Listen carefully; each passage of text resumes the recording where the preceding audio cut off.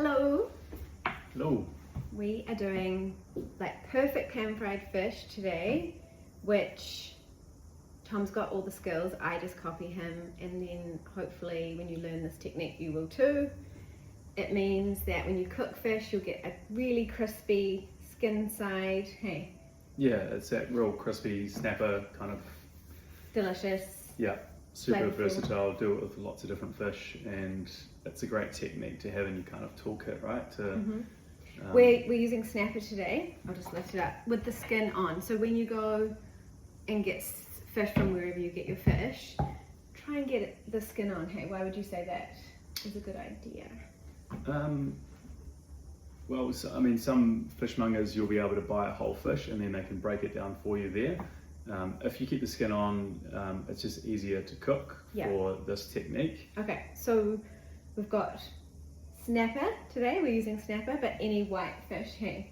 And then sea salt, butter, avocado oil, and lemon to finish. Probably just one.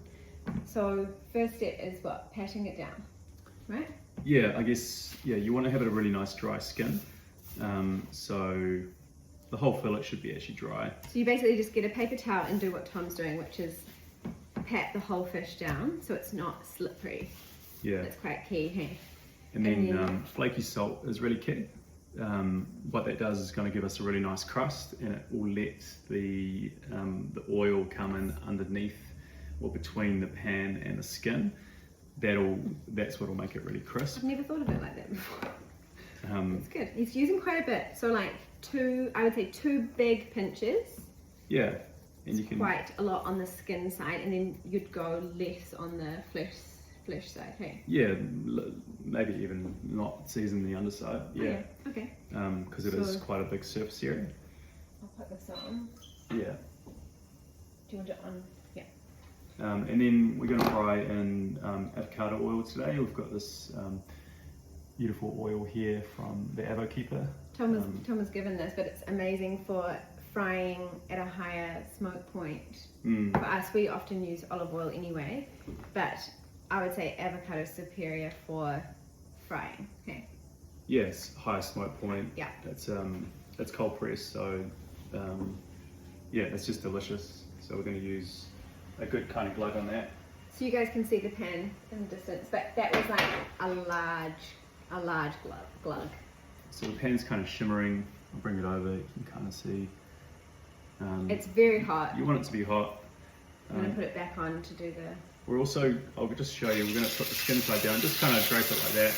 And you'll see automatically the fish is trying to curl up. So what we've actually got here is a fish weight.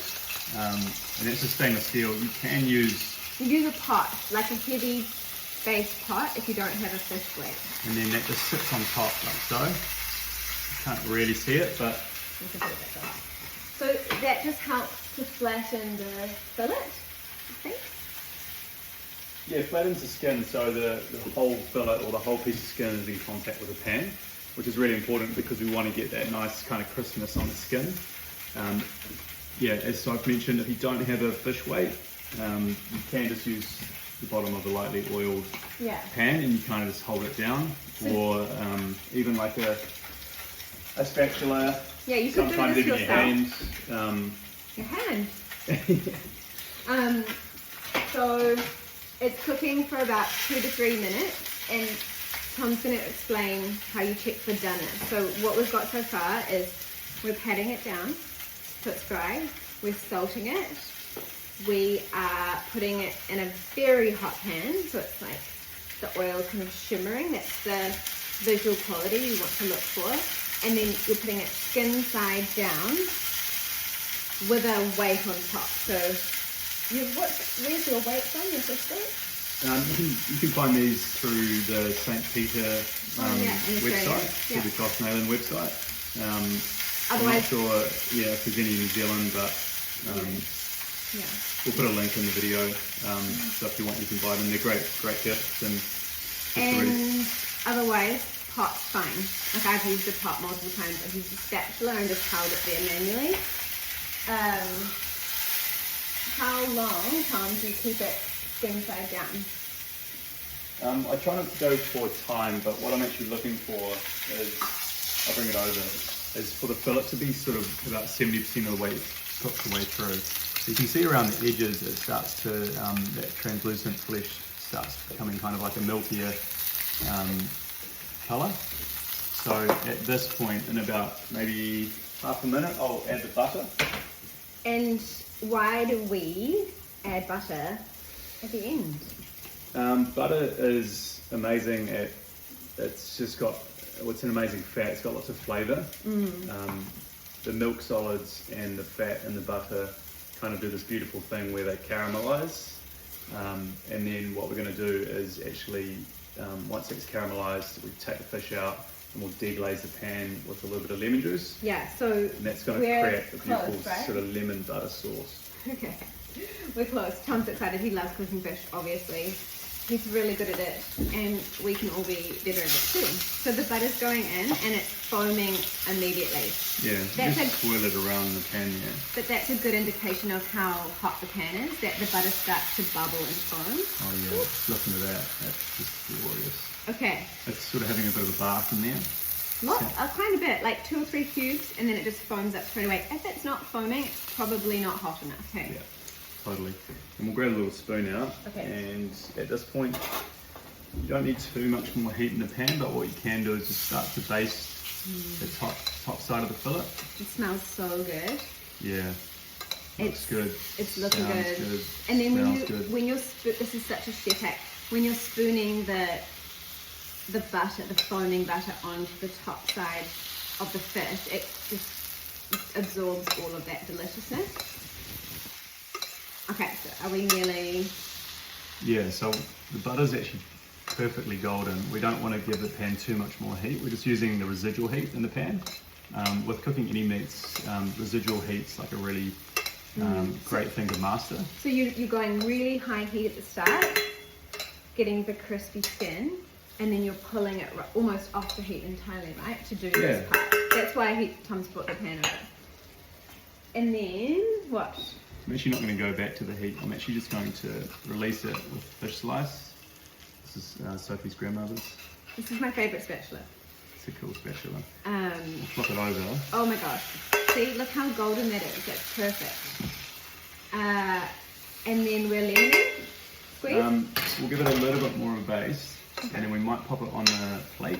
This is a fantastic trick for cooking any type of fish in the pan. It's just using the butter and spooning it over and over. And you do it with steak, right, and other proteins. Totally. Should we pop that on the board or on the plate? Maybe a plate. Yeah.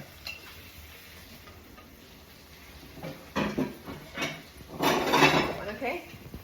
Maybe a flat one. Okay. So I'll put that there. And then if you're cooking more than one fillet, you can take them all out at this point. And then that beautiful butter in the pan, you can see there's a little bit of milk solids. We're going to pop that, and you want to squeeze the other one in? So this just takes, deglazing is like a fancy term for getting all the good, delicious, crispy bits off the base of the pan and into the sauce, yeah? So we're going to add that back to the heat now and just bring it sort of back up to the simmer, get it bubbling. He's put it on a high heat. What we're doing is emulsifying that sort of like watery liquid of the lemon with the fat and the milk solids, and it will actually become kind of like It's very technical, but it'll have like basically this beautiful sort of viscosity to it. you're making a sauce out of nothing, yeah? Out of the oil and the fat that you've fried in. So as you can see, that's like beautiful and thick now. So we're just going to spoon that over. Doesn't that look good? Yeah. The other thing I haven't mentioned is we're making this today for you guys because it pairs with literally like so many other vegetable side recipes that we've done over the last year. So it pairs with the beet and raspberry grated salad, it pairs with the sauteed leafy greens, the apple stick salad, the baked kumara, what else? Just pretty much everything that we've made. Any vegetable side, and so that's what you want to get to with your cooking. You don't want cooking to feel forced and difficult. You actually want it to feel more component based and natural and easy to pull together. So if you've got a fillet of fish, you can just pull it in with another vegetable side and you've got a beautiful, healthful meal. Yeah? Okay, thank you. it.